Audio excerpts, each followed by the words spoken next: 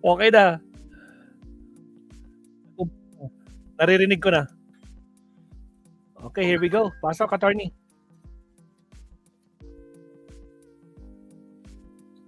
Back to my YouTube channel, Batas with Attorney Claire Castro. Today is June 10, 2026. Okay po ba ang ating audio? Okay. Yan, oo, mga clear, no? Yes, Pinky MA, Jonas Benavides, Mylene. Ito, aaralin ko pa mga clear. Kababasa ko lang kanina. Okay, Edgar Dungo, Noel Amudo. Okay, i-explain ko sa inyo yung pre-trial. Di ko alam kung anong reason dito. Kaya sabi ko, try ko ha, kung magkakaroon tayo ng pang-apat na topic, itatry ko ito. Kung mapupuyat na kayo, siguro i-record ko na lang. Shiro Kanzaki, of course, Mylene, Addictus Rex, Edgardo de Guzman, Heidi Picar, Nelson Copino, si Sherlock, Edgardo de Guzman, of course, My Happy Trips, Winnie, Hayaw, yan. Araw-araw ba nag-live? Yes, hanggat kaya. Araw-araw po, yan. Usually, ang pinaka-normal na oras natin, 9. Pero kapag ka medyo kapos sa oras yun, nag-start ako na medyo late. Yan, thank you. Edgar Dung, of course, Dennis, Rose Pablo, Josephine Matosinios. Parang bago po. Thank you po Ma'am Josephine Matosinios. Ay, wait lang po wait lang po. May nagbe-birthday ngayon. Wait. Okay, wait. Ayun, yan. Si Zairus FG. Okay. Ang tanong po wait lang. Kasi birthday niya ngayon, hindi ko nabasa kahapon Share ko na ng konti para, ay wait, saan ba siya? Okay. Pakita ko lang yung message. Okay, kahapon to hindi ko nabasa kahapon. Okay.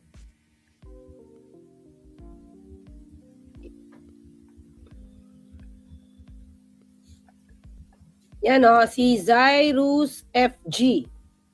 Pa-shout out Yusek. Birthday ko po mamaya, June 10. Ayan, Zairus FG. Sana nandito ka Ayan, si Zairus FGHI o FG. Okay. Happy birthday. Happy birthday to you. Ayan, happy birthday. Okay, mga kakli, let's start. Okay? Siguro nakita nyo naman, mga kakli, diba? Because of the information regarding the security threat in the Senate, Senator Sharon Gatchalian issued an order or memorandum. Okay? So, pakita ko sa inyo Ito muna siya. Yan. Okay? Allowing or ordering the employees to work from home for safety. Yan. So, all Senate offices, work from home arrangement on June 10 to 11. Kanina to. Isang order niya is June 9, 2026. Okay? So, Senate President pro tempore. Okay? Yan. In light of the security threat information relayed by the National Bureau of Immigration Director Melvin A. Matibag and to allow the conduct of the necessary security assessments, inspections, and other precautionary measures within the Senate premises, all Senate Secretariat and Senate proper employees are hereby authorized to work from home. So hindi sila pupunta physically, no? Hindi sila magtatrabaho sa Senado physically. Okay? Work from home lang for the remainder of the week, June 10 to 11, 2026. Bakit? June 10 to 11, 12 is ano naman to no work naman to holiday to declared holiday, alam niyo yan, June 11, Independence Day. The safety and security of all Senate personnel remain a foremost priority. So ito importante yung safety and security ng lahat ng mga Senado, lahat ng mga Senate personnel, yun yung priority as the concerned authorities undertake the appropriate security protocols within the Senate premises. Heads of offices shall ensure the continuity of operations through appropriate remote work arrangements, if and when necessary for the performance of security, safety, maintenance, and other essential functions. Heads of offices may require the on-site attendance of personnel. Okay? So, pag kinakailangan ng kanilang trabaho, Ayan, mag-on-site attend sila. Physically, pupunta sila. Okay? The names of personnel required on-site shall be submitted to the OSAA. So, yung sino may magtrabaho on-site, kailangan malaman, nakalista dapat para makapasok. Okay, pero mga ka-clear, alam nyo naman, na nagbigay ng different order. Itong si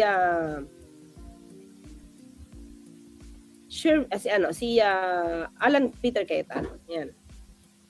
Yan pa yung kanyang letterhead, mga clear. Office of the Senate President, Alan Peter S. Cayetano. Nagpagawa pa siya talaga, no? Anyway, pwede rin sa computer yan eh. All Senate employees. O, June 9 din. Diba? In view of the upcoming Independence Day on Friday, June 12, 2026, be reminded that in accordance with Section 8, meron pa talaga si Knight na rules, of the 2024 Collective Negotiation Agreement between the Senate and the Sandigan ng mga empleyadong nagkakaisa sa adhikain ng demokratikong organisasyon, the Senate shall automatically implement the 8 a.m. to 5 p.m. working hours should a holiday fall on a Friday. So, thus, the official working hours of the Senate from Monday, June 8 to Thursday, June 11. So, sakop yung June 10 to 11, di ba? Is from 8 a.m. to 5 p.m. Ito kasi yun, no? All employees are expected to observe the prescribed working hours and ensure punctual attendance. Punctual attendance and compliance with the office regulations. So, dito lumalabas, mga clear. Kailangan kayo pumasok. Taliwas doon sa, ang tawag nila dito, advisory. Anong tawag kay Esther? Wait lang. Advisory din pala. Okay. Sa advisory, magkaiba sila. Kay Senator Alan Cayetano, gusto niya yung mga empleyado dumating on time. Yan ang punctual attendance. Samantala, hanggang 11 yan, nasakop, mga clear, ha? June 10 to 11. Sakop. Kasi binanggit niya dito ang June 8 to 11. So, dito, mga clear, ang advice ni Senate President Pro Tempore work from home. So, di kayo papasok. Depende lang kung sino mag-on-site or pupunta physically. No? Now, mga ka-clear, kita natin dito, talagang pinipilit. Wait lang po, wait lang.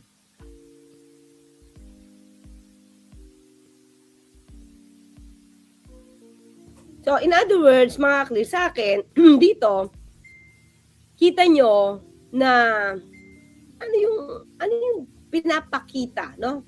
Ano yung pinapakita dito ni Senator Alan Cayetano? Siya pa rin ang dapat kilalanin ng mga empleyado. Okay? Kahit na hindi siya nakinikilala. Okay? Dito, mga clear, bigyan tayo ng bibigyan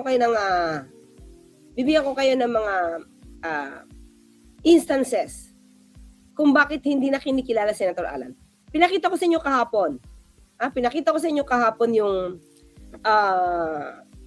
naganap na interagency meeting regarding sa preparation ng SONA.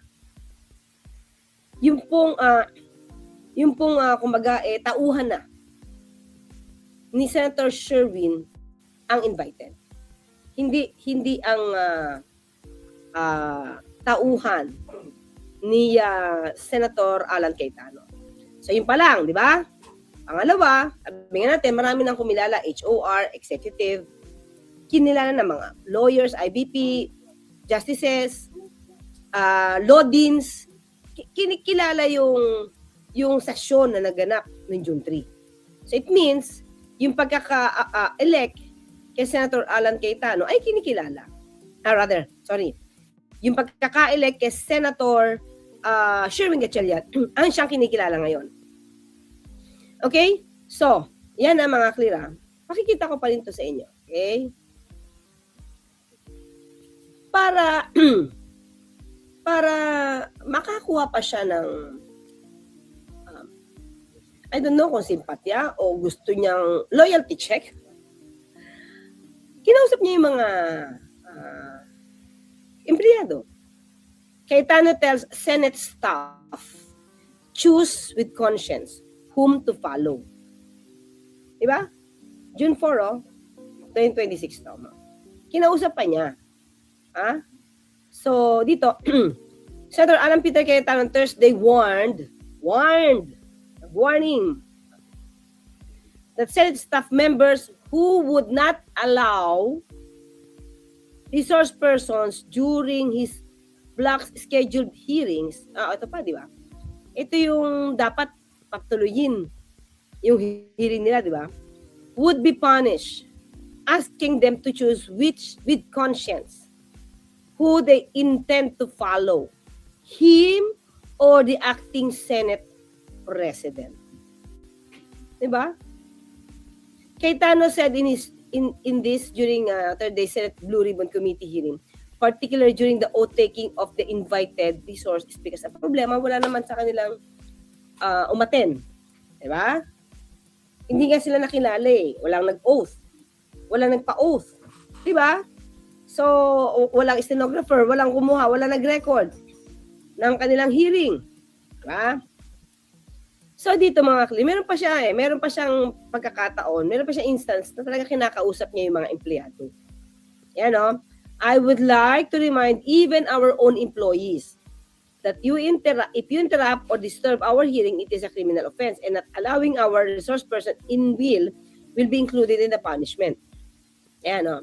OSAA, Secretariat, all employees, I'm sorry to put this on you. Not the penalty of the dismissal or cases. No, I don't work like that, but it's in your conscience. Diba? Pero mga ka-clear, sino ay nasusundin ng mga empleyado? Diba? Siya ba? O si Senator Sherwin Gatchalian? Magkaiba kasi yung kanilang advisory. Yung isa, okay, work from home. Diba? Work from home kasi for your safety. Isa, hindi, pumunta kayo dito, dapat on time. Ikaw, empleyado, sino susundin mo? Diba? Iisip ka din eh. Ito pa, mga ka-clear. Ha? Hindi ba inalok? Okay. Inalok ni Senator Alan Cayetano. O para sa ikabubuti ng concern ng ating mga empleyado, sabay na tayong pumirma. Kahit walang designation. Pero after niya sabihin niya, di ba, ipipilit niya pa rin ang kanyang pagiging Senate President. Madami nag-react dito, isa na tayo mga clear. Di ba? Natanong tayo dito sa briefing at sinabi natin na walang kailangan na mag-share. Ha?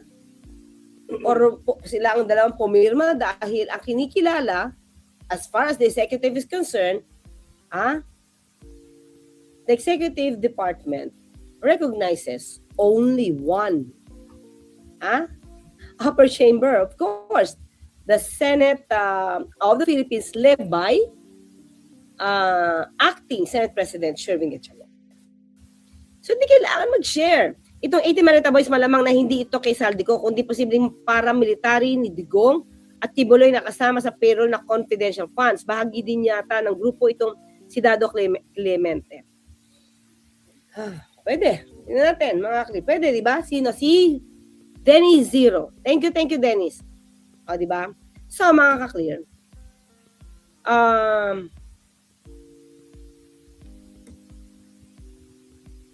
Buti. On the part of Senator Sherwin, hindi siya pumayag. Kasi pag pumayag siya, sabi nga natin, malilegitimize yung claim na siya pa rin ang Senate President. Dito si Senator Alan Cayetano. Shoutout Cora Vidal. So yan, di ba? Siyempre, sabi niya, hindi Arton Zala, shoutout Arton. Ng mga sweldo, lahat hindi pa mapipirman. Pero mga ka-clear, ito ang nangyari, ha? So in other words, mas kinikilala na si Senator Senator Sherwin Gatchalian. Pero pinipilit pa rin niya kasi gawa pa rin siya ng order ng advisory, di ba? Pakinggan natin ito. Control sa Senado. Inaprubahan na raw kasi ang kanyang lagda sa pagpapasweldo sa mga empleyado. Ang detalye sa agenda report ni Dexter Ganibe ng Abante. Another win for Win Gatchalian tungo sa pagiging lehitimo ng hakbang ng 12 senador sa bagong mayorya laban sa patuloy na paggigiit ni Senador Alan Peter Cayetano bilang pinuno ng Senado. Sabi ni Gatchalian, susweldo na ang mga empleyado ng Senado sa Biyernes matapos ilipat sa kanya ng Land Bank of the Philippines ang pagpirma ng payroll ng Senado. Pirma Diba? Ito na sa akin mga klira. Parang okay lang, isipin niyo to, parang okay lang magsakripisyo ang mga empleyado. Basta si Senator Alan Cayetano, kikilalanin niya pa rin yung sarili niya bilang Senate President. Wala siyang pakialam kung susweldo kayo o hindi. Parang ginagamit niya pa itong leverage para mag-give in. Itong si Senator Sherwin Gatchalian, tayong dalawa na ang pumirma. Diba? Parang dating sa akin noon, wala siyang pakialam kung merong hindi sa sweldo, basta igigiit niya pa rin yung pagiging Senate President niya. Sa akin yun Diba? Kaya nga, inasikaso na lang ni Senator Sherwin Gatchalian para hindi magka-problema yung mga empleyado. Diba? So yun yung dating tuloy. Ano na raw niya ang automatic debit arrangement ng Senado sa Land Bank para sa mga gastos ng Senado. Bukod sa sweldo, inaasahan na rin ma-release ang efficiency at transportation incentives ng mga empleyado ng Senado na nabinbin dahil sa isyu ng liderato. Maging ang pag-release ng MOOE ng mga senador ay aprobado na ni Gatchalian para sa operasyon ng kanilang mga opisina. Malinaw na anya ngayon na kinikilala na siya para magtimon sa Senado.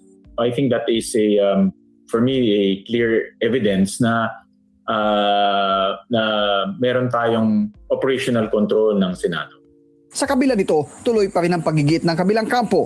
Inanunsyo ni Senador Dante Marcoleta na kansilado na muna ang nakatakda sanang pagdinig ng kanyang subcommittee on flood control scandal ngayong Huwebes. Hindi dahil sa pagkilala sa bagong liderato, kundi bilang konsiderasyon daw sa relief efforts kasunod na malakas na lindol sa Mindanao.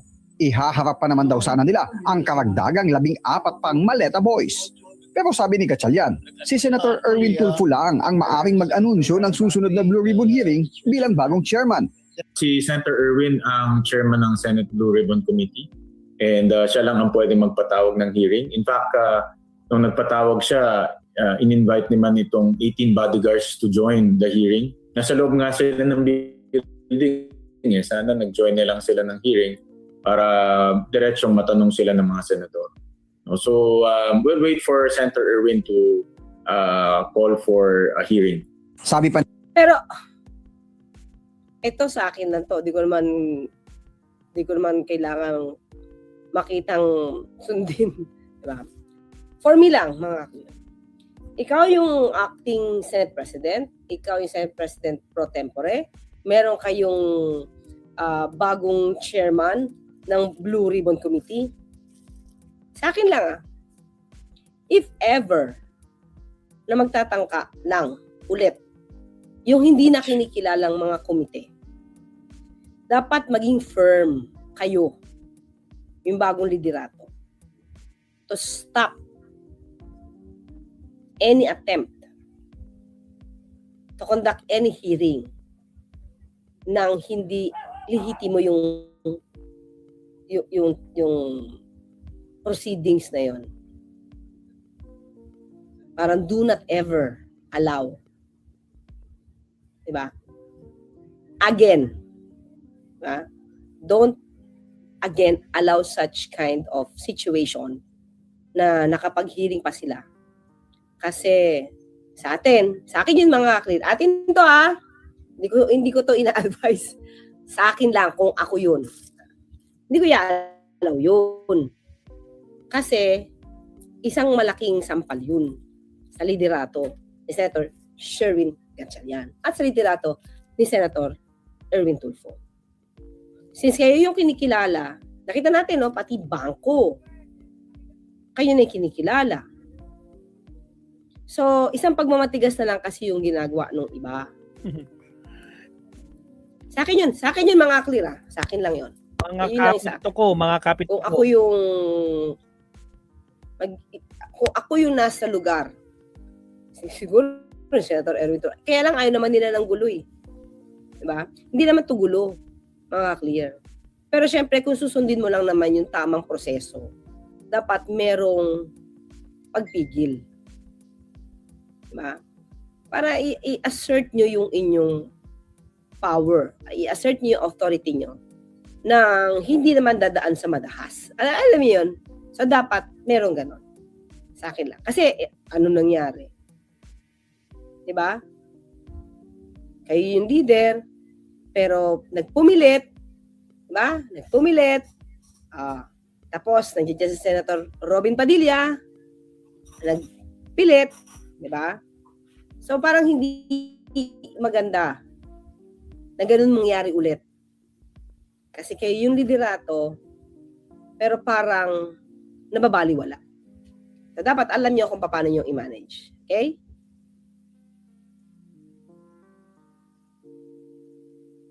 So, tuloy tayo. Ni Gatchalian, sumagot na ang Senate Secretary ni Senator Cayetano na si Attorney Jose Luis Montales para sa pag-turnover ng mga dokumento kay Attorney Renato Bantug Jr. na siyang naihalal na Senate Secretary ng bagong Senate majority. Medyo putal ako doon. Wait lang. Call for a hearing. Sabi pa ni Gatchalian, sumagot na ang Senate Secretary ni Senator Cayetano na si Attorney Jose Luis Montales para sa pag-turnover ng mga dokumento kay Attorney Renato Bantug Jr. na siyang naihalal na Senate Secretary ng bagong Senate majority. Nanindigan si Gatchalian. Iisa ang Senado ng Pilipinas pero may dalawang paksyon. Ang grupo ng 12 mayorya at ang 10 na grupo ni Cayetano. Ganun pa man, bukasan niya siya sa pakikipag-usap kay Senator Alan para sa ikabubuti ng Senado bilang institusyon. Diba? Well, anyway, iba siguro yung iba-ibang klase ng papato i-approach, diba? Yan yung approach talaga ni Senator Sherwin kasi disente, ayaw ng gulo, alam yun, para sa ikabubuti ng lahat. Pero taliwas siya eh. Taliwas yung ginagawa ni Senator Alan Cayetano sa pagiging maginoo ni Senator Sherwin. Diba? Medyo magkaiba sila eh. Ito, okay, may dalawang faction. Diba? Siguro kung ako yan, hindi ko yun kikilalanin, may dalawang faction eh. Basta isa lang ang Senado. At ang liderato, Senator Sherwin. Wala tayong pag-uusapan about faction dito. Isa lang ang Senado. At isa lang ang leader. Diba? So yun lang yung aking pagtingin. Lalo na ngayon, sino ba kinikilala? Sabi nga niya, another win.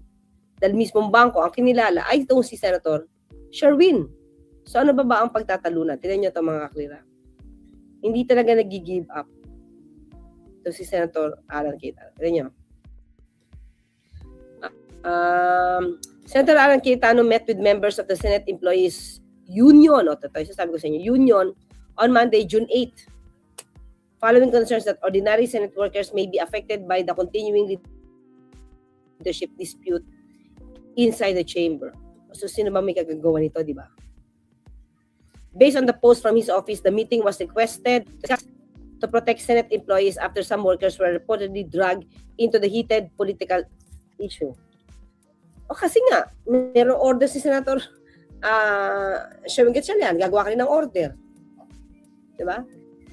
Cayetano said his priority is to protect the institution's staff and stressed that employees should not be forced to side with any personality but should remain loyal to the truth and to the Senate as an institution. Kaya nga ginawa na ng paraan para wala ng problema sa signatory eh. At yun lang bang ang kinilala na ay si Senator Sherwin Gatchalian. According to multiple reports, the Senate recently faced leadership standoff in the organization with opposing camps giving different positions on the legality and effect of the changes. As the issue continues, the concern now is not only about senators and leadership posts, but also about the employees who keep the institution running every day. Kaya nga mga clear, sabi nga natin, hindi to first time natin nakita na ganito nagkaroon ng gulo. Sa Kongreso, balikan nyo yung ginawa niya sa House. Meron nga sabi, ito, Atty. Lacerda, ano na kita, i-quote na kita, he is consumed. by power. He's consumed by greed. Para bang Greedy. pag nakuha niya yung power, ayaw niya nang bitawan. Ganun yung basa nila Atty. Barry at saka ni Atty. Lacerda. So, ayoko naman sa akin manggaling. Diba? Pero pareho yung opinion na yun din yung nakikita ko. Pero siyempre ayoko sa akin manggaling. Sa kanila na. And sinaside ko sila. Diba? In the end, public service should never make ordinary workers feel unsafe or pressured. Politics may divide leaders, but institutions survive because of the people who continue doing their jobs with honesty and professionalism. May truth. Ayan, no? Honesty and professionalism daw. May truth, fairness, and respect guide everyone involved, especially when public trust is already at stake. Ang sa akin, mga kakli, para ang dali niyang mag-cite ng mga ganito, tapos nababaliktad niya. Napapaikot niya. Tapos ang lalabas siya yung tama. Di ba, MUG? Samantalang nakita na natin, sino ba talaga yung kinikilala sa ngayon? Yun lang yun eh. Sino ba talaga yung kinikilala? So, ang hirap siguro na makasama sa isang organisasyon yung ganitong klaseng attitude. Diba? Na kahit anong gawin mo, pipilit at pipipilit, take in mind. Na kahit yung ibang mga nasa paligid mo, hindi ka na kinikilala. Wala ka ng power. Hindi ka na nga signatory sa land bank eh. Wala ka ng power, pero igigihit mo pa rin na ikaw. Na nakaka-apekto na sa paligid mo, nakaka-apekto na sa ibang tao, nakaka-apekto na sa trabaho, nakaka-apekto na lahat. Diba na-apektuhan na lahat. Pero you keep on doing it. Ha? So, sabi nga natin, siguro kung first time to, medyo maninibago pa tayo, pero hindi. Sanay si Senator Alan Cayetano na kumapit sa posisyon pag ayaw niya ibigay. Diba? Pag ayaw niya ibigay. Sherwin Bondoc, diba? Attorney, tawag kay Alan crab mentality, sabi ni Sherwin Bondoc. Listen niya, yan. Paul Louis Serrano, hello Paul Louis. Yon, okay. Ardayan, of course. Tekimay, nandito si Tekimay. Namiss natin si Tekimay, na. Lemon, okay. Si Takumi nandito, si MUG, Addictus Rex. O, yun lang mga Christianer ko na sa inyo. Ha? Halos lahat na talaga, maliban siguro sa kaalyado ni Senator Alan Cayetano, lahat nagre-recognize na kay Senator Sherwin Gatchalian bilang the Senate President pro tempore and acting Senate President ng Senate of the Philippines. Okay, yun lang pag-uusapan natin dito. Kasi imagine nyo, kakusapin niya pa yung union. So what's the purpose? Siyempre, para sasabihin nila, wala tayong kulay-kulay dito Pero ang purpose mo is ipakita na ikaw pa rin yung Senate President based sa Konstitusyon, based sa 3 libro, Constitution, Senate Rules, at saka Bible. Ang problema, lahat dyan, wala Yung mga tao ngayon sa paligid mo, hindi na ikaw kinikilala kahit may tatlo kang libro. Diba? Mga clear. Kasi ito yung nasa batas, ito yung rule, ito yung jurisprudence. Ha? Okay, mga clear, yun lang. Kita na natin, ha? Salamat, Attorney. Nag-o-order siya, nagagawa pa. Thank you, Attorney. Ayan. Talagang itong si Alan Peter Cayetano, kapit to ko talaga, Sir Leonardo. Nagbigay pa ng order, no? O siya, mag-last topic tayo, no? Medyo mag-iiba tayo ng topic. Medyo lang naman. Politiko pa din, pero mag-iiba ng konti. First time ko tong i-topic. Okay, countdown na tayo. Here we go.